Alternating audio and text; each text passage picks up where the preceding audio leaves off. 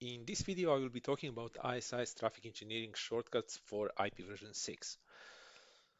For those environments that already are using IP version 4 MPLS LSP protocol for traffic engineering and are running ISIS as IGP,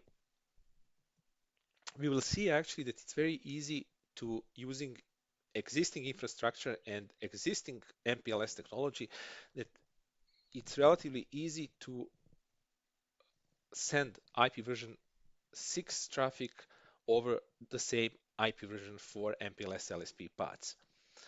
So as you know that traffic engineering involves using BGP, RSVP. In Juniper world, there are two tables that are of interest, INET.0 and INET.3. So in this experiment, we are going to use three routers. Interestingly, two of them, router R1Q8 and the right one R3Q2, are going to be QFX switches, but in this capacity, they will be acting as MPLS label edge routers. In the middle, we have an LSR router, which is an MX. So usually what we have some IP version 4 environments with IP version 4 addressing, obviously, IBGP family, and LSP path between ingress and egress. So for routes that are learned over eBGP, for example, we want to use this LSP MPLS path to move that traffic from left to right. This is all good, and this story has been told like 1 million times, one-on-one of networking for traffic engineering. So nothing new here. Now, if a customer like service provider wants to add an IP version 6 environment using IP version 6 addressing, using again emulating everything that they had before, but now just for IP version 6 using eBGP with native family INET 6 unicast. What we can do, we can quickly transform these routers into a dual stack routers by adding IP version 6 addresses, establish again BGP family INET 6 between those IP version 6 low-back addresses. And let's compare now the two and see where they differ basically and where they're the same. So in IP version 6 world, we are using the same protocol, which is ISIS, and this seems to prove that those people who introduced IP version 6 in their environments in the beginning, now that is paying dividends because ISIS is more flexible to introduce IP version 6 as it doesn't care which kind of information it, it conveys, whether it's IP version 4 or IP version 6. ISIS doesn't care. And just because this IGP is ISS, this solution actually is possible through a certain knob that we are going to see. So again, we are using native BGP family INET.6 because now we have IP version 6 going routes, internal routes being transmitted through ISIS. In this world, we are going to observe again two tables, INET.60 and INET6.3. So everything just looks the same as IP version 4. The only thing that IP version 6 lacks on this end is IP version 6 infrastructure for provisioning MPLS LSP paths. But for that, we are going to use what we already have, and this is actually IP version 4 MPLS established traffic engineer paths in the network. And we are going to observe like one route that are going from the right LER to the left. So with such setup in place, let's quickly, I'm going just to clear the statistics. Let's actually see what we have here. So this side is my left router and the right side is the right router. I'm not showing the middle LSR router here. So show BGP summary. What we have internal IBGP between the loopbacks. And also I have on both ends a number of INET family INET 6 unicast BGP sessions with those environments from where we are going to receive the routes.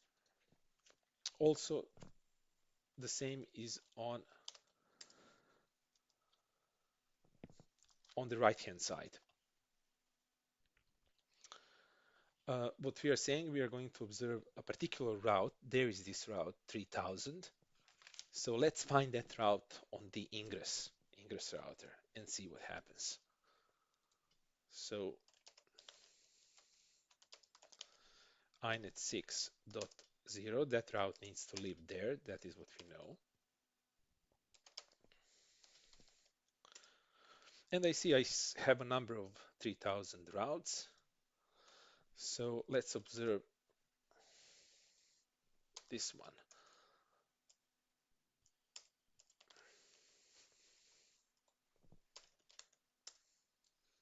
So this route just seems to be like protocol next hop is the right side router. Just seems like an ordinary route. So we are receiving this route through family INET 6 on internal IBGP.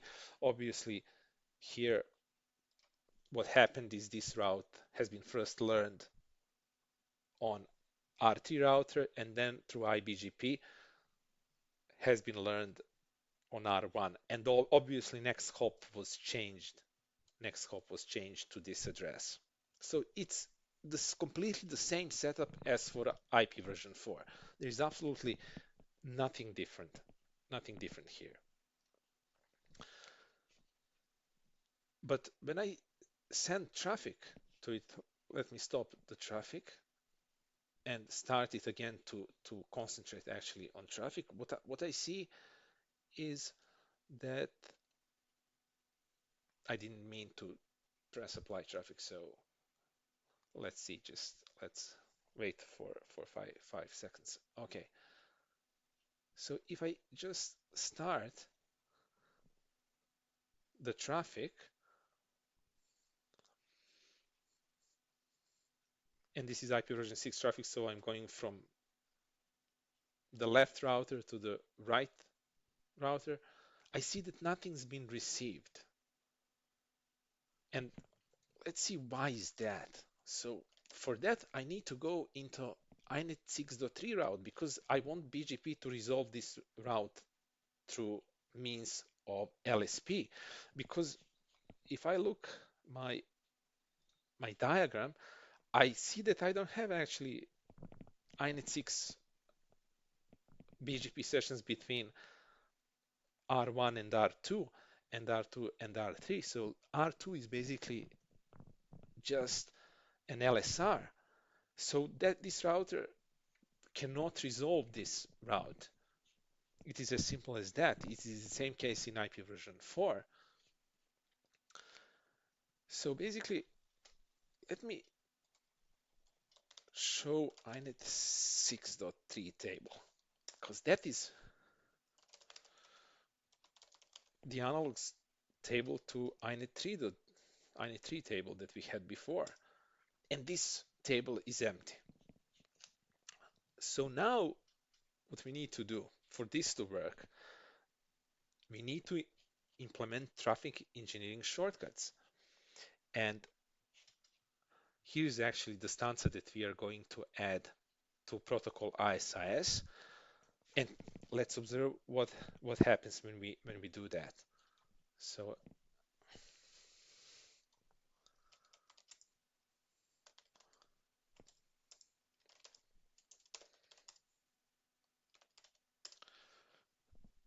And sure enough, as soon as I commit, I see that egress side started to receive the traffic. Let me check now.